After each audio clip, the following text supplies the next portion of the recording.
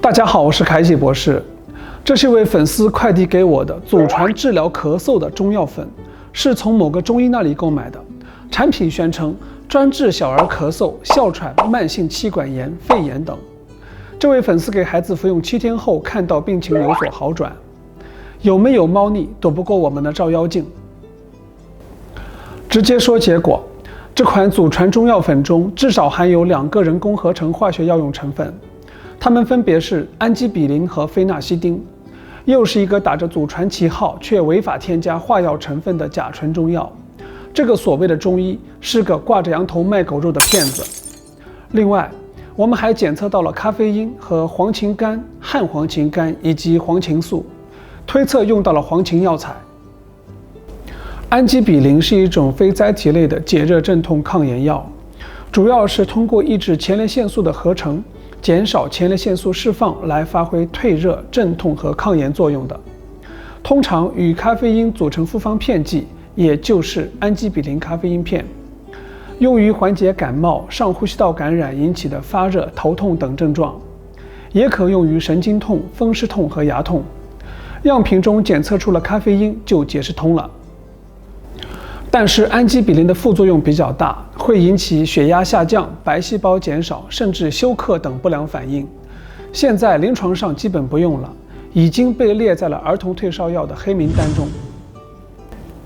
非那西丁是解热镇痛药，由于其严重的肾脏毒性，目前已经很少使用，通常被对乙酰氨基酚所替代。禁忌症中明确标明了老人和儿童慎用。所以这个假中药冒充祖传秘方，隐瞒添加2个禁用于儿童的淘汰化学老药，实在是缺了大德。我们乡下有句经典的话想送给这个骗子：做这种坏事会生出了孩子没的。有的家长喜欢听信民间秘方和偏方，认为中药副作用小，适合给孩子使用。如果碰到这类隐瞒违法添加西药的假中药，无法确定添加的种类、剂量、品质和来源，对孩子的伤害非常大，反而得不偿失。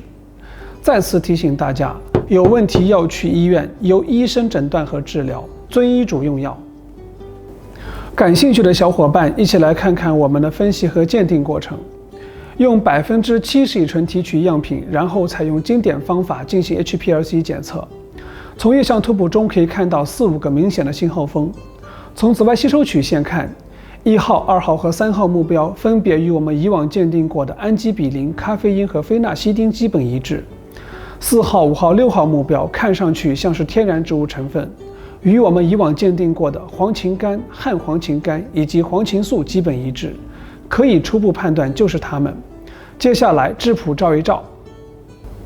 QTOF-MAS 检测结果显示，保留时间为6.6、10.9、25.0、26.8、32.1和38.0分钟的信号，它们的分子量分别是232.14496、195.08770、180.10166、447.09149、461.10714和271.06019。